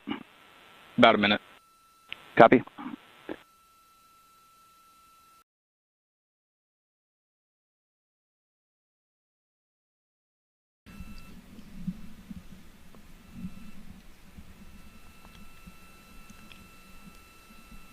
So we're going into the launch window, but not by much, it looks like. Just wrapping up some final work. And once that's completed, you'll hear NASA Test Director Jeff Spaulding ask for the ground launch sequencer operator to go ahead and start the clock. The ground launch sequencer is an application software. It runs on top of the launch control system in the firing room, acts like a conductor of an orchestra, executing hundreds of commands in precise order and timing. It's all autonomous. NTD CCL 212, short purge initiation is verified. All right, copy that, and we're verifying our constraints.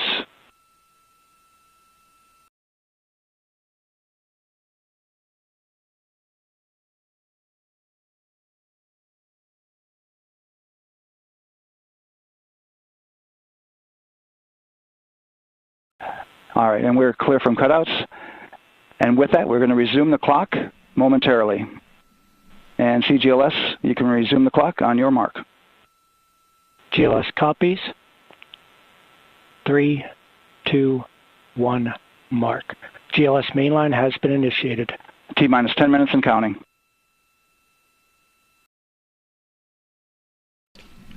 And that begins terminal count. Our new T0 is 6:35 p.m. Eastern Time. 6:35 p.m. Eastern Time. We are now counting down to liftoff of Artemis II.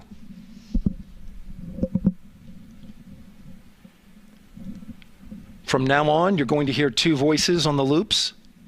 If everything goes nominally, NASA Test Director Jeff Spaulding, who's directly managing the launch team, and Alex Bendelos, the GLS operator who closely monitors the software.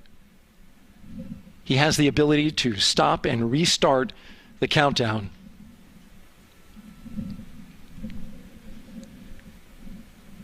A lot of people ask about whether there's a launch button. There certainly is not. Flight and Rock, our new T0 is 22:35:12. Houston flight copies. Rock copies. 22:35:12. Affirm. There you heard confirmation of the exact T0, 6:35 and 12 seconds p.m. Eastern Time. Again, our T0 is 6:35 and 12 seconds p.m. Eastern Time.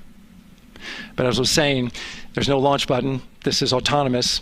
But there is a button that keeps you from launching, and that button allows the GLS operator to pause the countdown outside of terminal count and during terminal count and submit a hold to the next holding point. So the clock won't stop right away. If there's an issue, we'll go to the next stable holding point.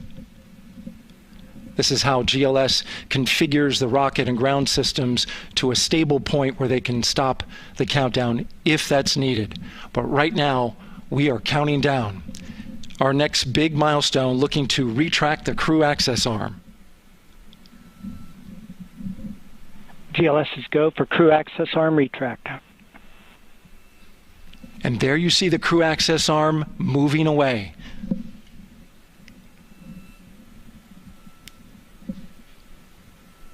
That's the path that the astronauts took to ingress into the rocket.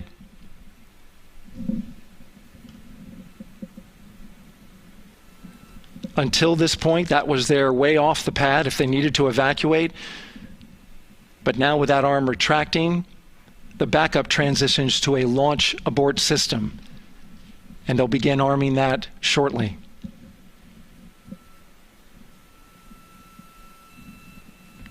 Of course, the launch abort system, great shot there of the crew access arm retracting away.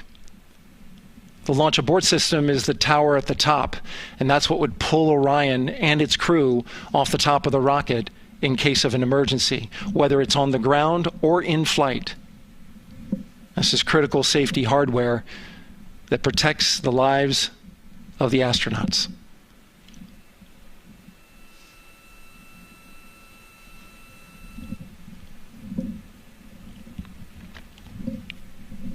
Starting at T-minus 6 minutes, the GLS will start bringing that and other high-energy systems online, starting with core stage pressurization.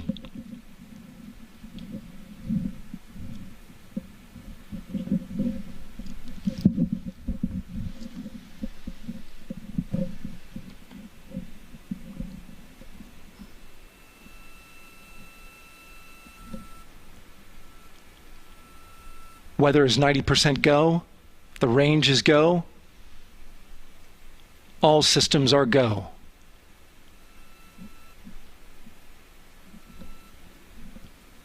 GLS is go for core stage tank pressurization. That means the replenish valve for the liquid hydrogen tank has now closed, and that tank is beginning to pressurize to flight levels because that hydrogen is naturally boiling inside the tank. We'll get the liquid oxygen tank a little later in the count. Now the team is waiting for verification that, if needed, the Artemis II crew could use the launch abort system to pull Orion safely off the top of the rocket in an emergency. Let's listen in for that call. GLS verifies last capability available. And CDR, do you copy? CDR copies, last available. That's great news, and you heard the NTD verify that with the commander of the mission. GLS is go for FTS arm. Now work is being done to arm the flight termination system. This is so the range safety can send a flight termination command if the rocket flies too far off track. There's a brief built-in delay, so the launch abort system has time to pull the astronauts to safety first. GLS is go for LH2 high flow bleed check. All right, the high flow bleed check. That's so the cryo team gets verification that the RS-25 engines, all 4 of them, are in the proper temperature range for launch.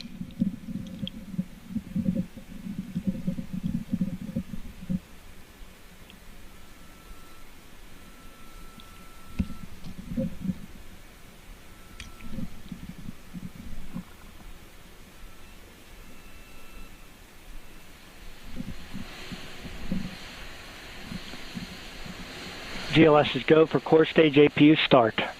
Core stage APUs start. Those are auxiliary power units, high-speed turbines which provide pressure to hydraulic pumps that steer the RS-25 engines. We're going to see a gimbal test a little later at T-minus 2 minutes and 30 seconds. This is what allows that to happen.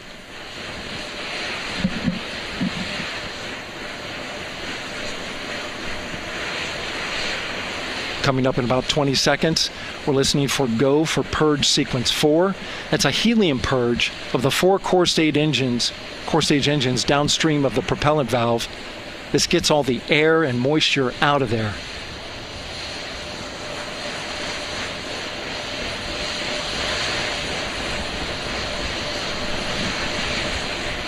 GLS is go for purge sequence 4. Moving through the milestones. All is looking good.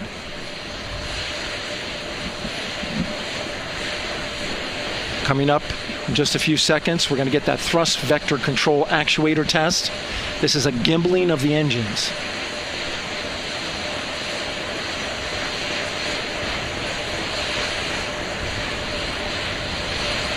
There are the 4 RS-25s, 3 of them Shuttle Heritage, 1 of them built from shuttle parts.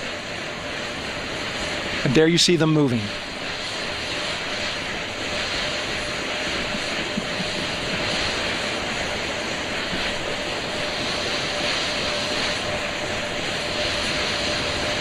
Now we're going to start moving the power from both the upper stage and the lower stage of the rocket to internal, taking ground power away and now going to battery power. GLS is go for upper stage to internal power. All right, power is removed from the rocket's upper stage, the ICPS, and it's been switched to battery. Same milestone for the lower core stage coming up at T-minus 1 minute and 30 seconds. Right now, the 4-person Artemis II crew is 248,000 miles away from the moon. And if all goes well, they will fly by it in 6 days. GLS is go for core stage to internal power. All right, there's the rocket's core stage, which houses 3 flight computers, is now on its own power. There's no more hold time because there's no more margin on these batteries. So we would have to recycle back to T-minus 10 to recharge if we had a hold.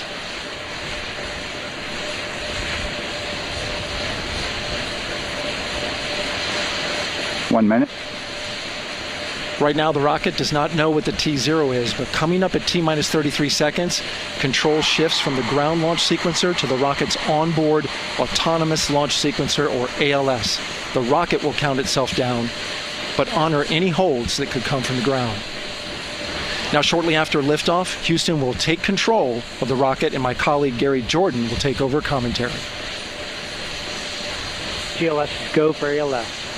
Great call out. The rocket is on its own. 4 brave explorers ready to ride the most powerful rocket NASA has ever launched. Sound suppression water is flowing. 15. And here we go. 10, 9, 8, 7. RS-25 engines lit. 4, 3, 2, 1. Booster ignition. And liftoff. The crew of Artemis II now bound for the moon. Humanity's next great voyage begins.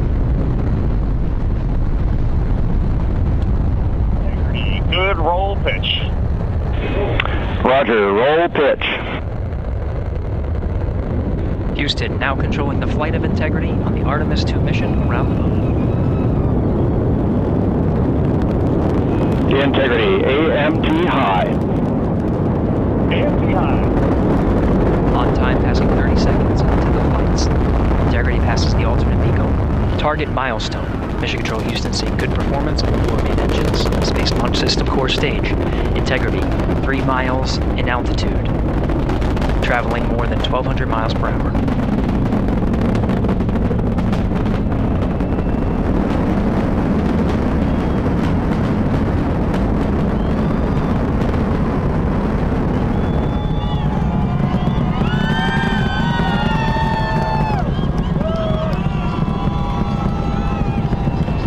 Mission elapsed time, passing 1 minute, approaching max Q. On, Ponce de Leon. Stan, we have you loud and clear on Ponce de Leon. Have you the same? Communication signal transfer confirmed as Integrity and its crew go supersonic. Approaching 90 seconds into the Artemis II mission. Integrity is 14 miles in altitude, 8 miles downrange, traveling more than 2,600 miles per hour.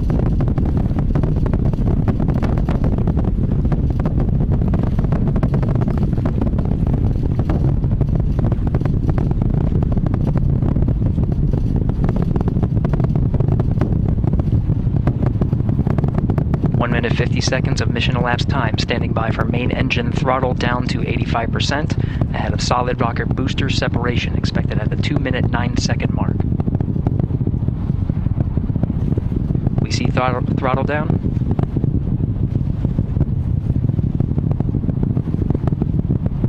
Confirmed separation.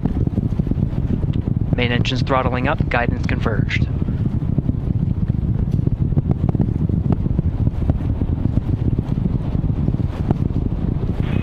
Integrity, guidance converged, performance nominal, upper stage RCS ready. Copy all, Stan. Integrity, SM priming complete. SM priming complete.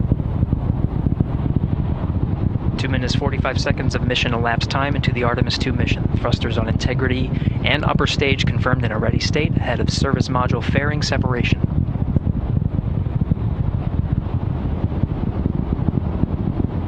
3 minutes into the flight. Integrity, 49 miles in altitude, 78 miles downrange, now passing 5,000 miles per hour.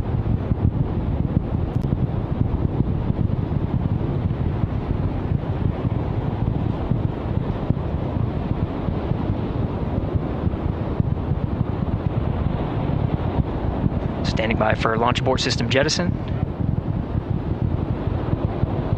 Houston Integrity, good last jettison, great view. Copy jettison, Team Eco 8+02. We see the same on board, Stan. And Houston has you loud and clear on TDRS at the Kármán line. Outstanding, Stan, we have you the same.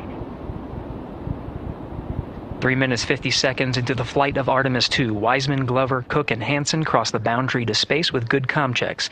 GPS signals acquired after last jettison now working on internal checks to verify accuracy. Flight Dynamics Officer analyzed the time of main engine cutoff, confirmed at 8 minutes 2 seconds, time of MECO.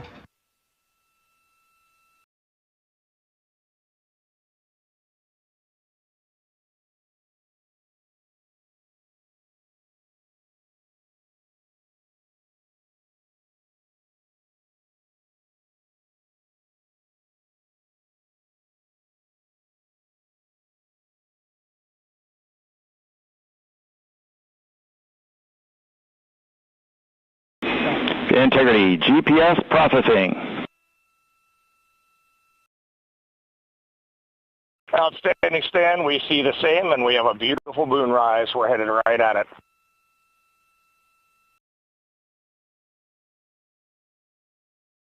Approaching 5 minutes into the flight, Commander Reed Wiseman confirms he has visuals of his destination. GPS guidance, navigation, and control software finishes internal checks and sends to navigation channels.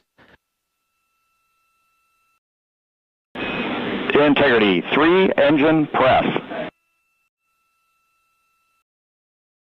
3 engine press.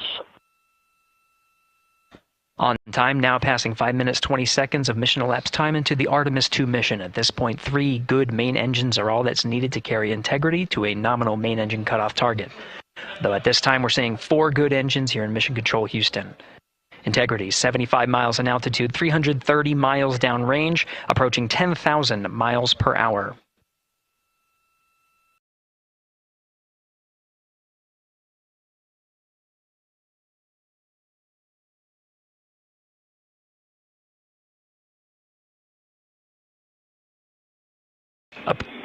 Integrity, looking good at 6 minutes.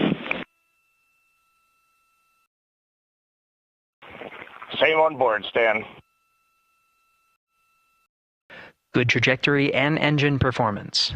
Booster officer will soon report the shutdown plan to Flight Director Judd Friedling, expected at the 7-minute mark.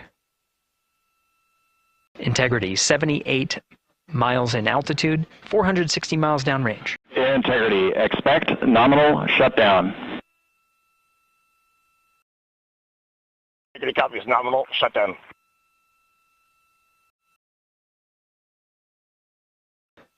Six minutes, 40 seconds of mission elapsed time. Shutdown plan is as expected. Again, the time of MECO was confirmed at 8 minutes, 2 seconds into the flight.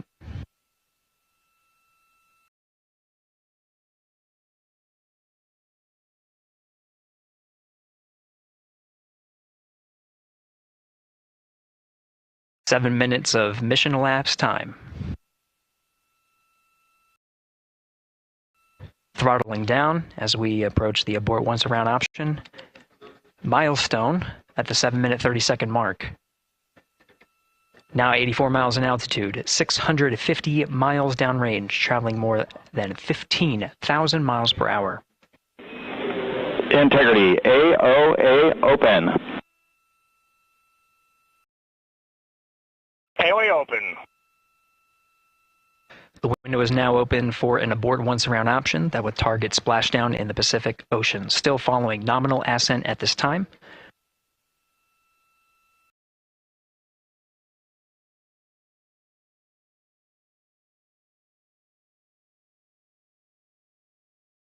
About 10 seconds remaining until the main engine cutoff of the Space Launch System core stage. Standing by for confirmation of MECO and core stage separation.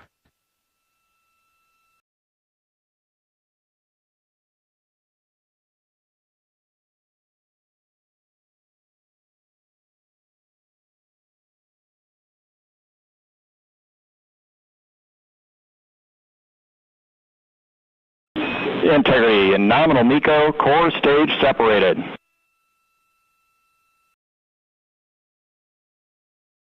We see the same onboard, Stan.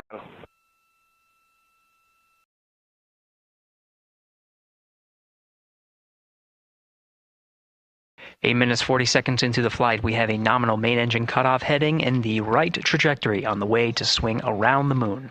Core stage has separated, done its job. The Space Launch System upper stage, the interim cryogenic propulsion stage, or ICPS, still attached to the Orion spacecraft.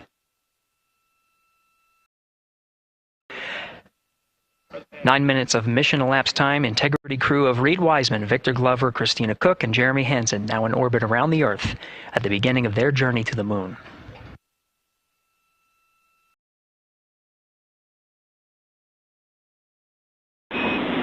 Integrity Houston, looking ahead to PRM, numbers so far per the pad.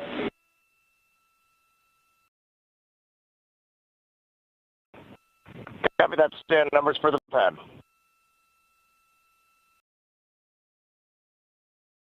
Capcom Stan Loves now reminding the crew that the perigee raise maneuver time of ignition is as expected prior to booster ignition. That time being 49 minutes, 50 seconds of mission elapsed time.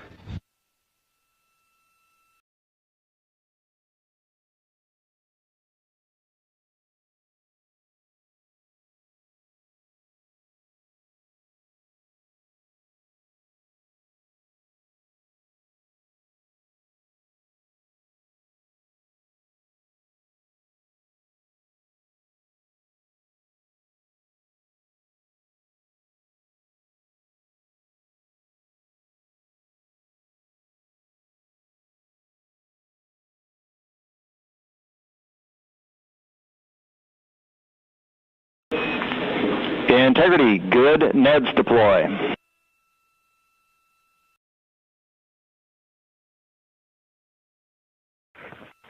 Copy that, Stan. Good, Neds.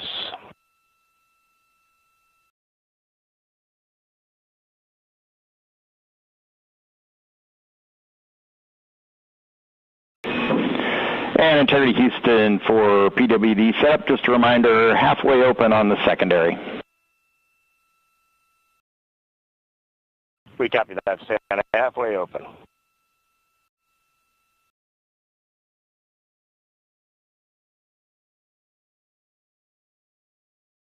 Passing 11 minutes of mission elapsed time.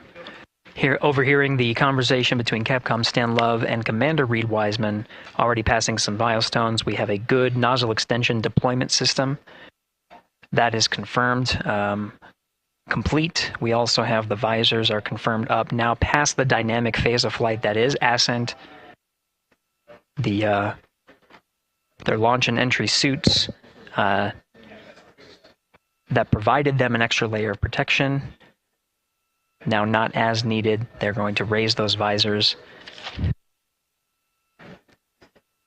And later in today's mission, they will begin to egress or get out of the suits to begin some of their initial tasks of activating some of the systems aboard in the Integrity spacecraft. It's passing 12 minutes of mission elapsed time. Again, the perigee raise maneuver that's targeted near 50 minutes of mission elapsed time, 49 minutes, 50 seconds. That's what the crew is going to be working towards. The Commander Reed Wiseman, pilot Victor Glover will focus on preparing for that milestone.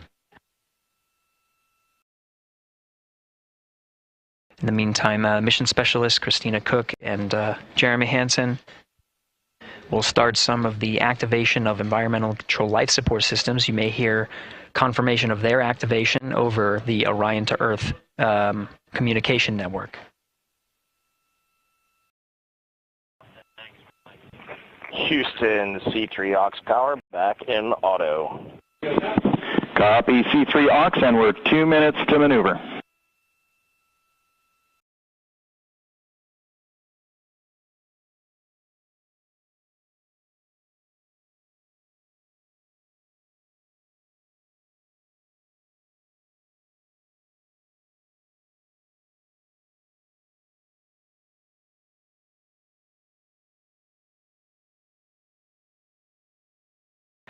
"13 minutes and 30 seconds of mission elapsed time. We're going to continue to follow the crew of the Artemis II mission. They are beginning their journey around the moon to verify the systems that will take us to its surface. An incredible ascent. Artemis II is underway. Reed Wiseman, Victor Glover, Christina Cook, and Jeremy Hansen begin their journey to the moon. Still milestones to come up as we await solar array deploy and the critical burns that will get Integrity into high Earth orbit around the Earth before engines are fired to get us around the moon. We'll keep tabs on Integrity and its crew from here in Mission Control Houston. But for now, we're going to send it back to you, Megan and Nicole at the Kennedy Space Center. Very jealous to hear how the launch experience was over on the Space Coast. Yeah, Gary, if people are just joining us, welcome back to the Space Coast, where we just saw Artemis II lift off 14 minutes ago. And wow, what an amazing launch, and an emotional one, too. As soon as the rocket lifted off, Nicole, you had tears in your eyes, I had tears in my eyes, and we had all these people around us cheering. It was amazing. Yeah, the energy was wonderful. I mean, it was a beautiful launch. We've got 4 friends and family members headed to the moon. It's pretty amazing. Yeah. How does that make you feel as someone who, is an astronaut as well, but also, as you said, friends? Yeah, so proud of them. Man, we don't have the words in the English language to describe this kind of an event, and pride, love, so many emotions. They are truly breaking some barriers, and hopefully, as Gary just said, they've got a long day ahead of them, so wishing them well on everything. But so far, what a beautiful launch to watch. Yeah, to be returning to the lunar orbit in more than 50 years. Maybe they go farther from Earth than any other humans before them. Maybe they see parts of the moon that we've never seen before. I mean, what a great start to what could be all of these milestones that we break in just a 10-day mission. Yes, what a way to welcome in the Artemis generation. Yeah, how do you feel? I mean, we saw some beautiful shots we were covering of course, the rocket, of course, the Earth falling away as we continued up into our ascents, but also some of those crowd shots where we saw young and old just emotional, overcome by this history-making moment. Man, we are going back to the moon for all, and we saw that today. We saw that in all the crowds. And you guys just saw that view, the sunrise or sunset, I guess. They just made it over the crest of the Earth, and you could see the sun peeking over. One of my favorite views from space, and I can't imagine what they're looking at now, and I can't wait to see what they're looking at in about 5 or 6 days. Yeah, and I know a lot of people are like, you know what, I'm surprised this launched on the first try, because we know, like any little thing, we have to be keeping safety in mind, and we want to make sure we're ready to go. But we were ready to go, and I think it surprised a lot of people. What a wonderful surprise on this Wednesday evening. It did, and it kind of surprised me as well. But it's just a testament to the team here that has been working so hard on Artemis. Artemis 1, we learned a ton of lessons. We learned a ton from the wet dress for Artemis 2. We were able to go in, fix those things. We even had a couple mishaps today, not mishaps, but a couple, anomalies today that the team creatively came up with solutions for. Mm-hmm. It's just a testament to the teamwork that gets us to the moon. And so we can continue to watch Christina, Reed, Victor, and Jeremy on their way now to the moon in Earth's orbit and awaiting the next in-flight milestones, deploying Orion's solar arrays. So why don't we get back in with Mission Control and Gary. Hey, thank you, Megan. Again, we're following along in the action. It is a long day. They have a number of procedures they need to get to immediately in their timeline. And Integrity Houston, cross-tie is on board per the ETSI-DEM. We copy, Houston. Thank you.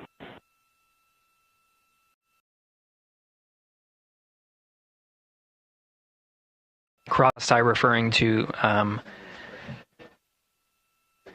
flight controllers here initiating a connection between some of the batteries aboard the Orion spacecraft, allowing for an even distribution of power. This is the flight control teams that took us through ascent of the Artemis II mission today. Right now we're, as you see, passing 18 minutes of mission elapsed time. The Orion spacecraft integrity and the interim cryogenic propulsion system are maneuvering tail to sun. It is in this orientation, this attitude. Integrity anywhere, so not momentary prop caution.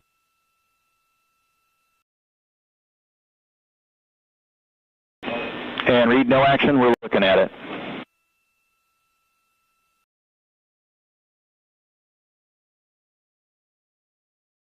Commander Reed Wiseman verifying what is being routed to his displays aboard Integrity. Propulsion engineer confirming that no action is needed at this time. They're pressing through with their nominal procedures to prepare for the perigee raise maneuver. And of course the solar array wing deploy ahead of that.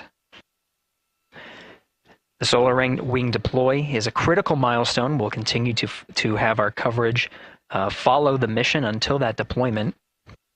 A successful launch is just the beginning. The deployment of the solar arrays and successful confirmation that those solar array wings are drawing power is a significant milestone and says to the flight control teams that we will continue on today's mission. Power needs to be drawn to continue through some of the next milestones.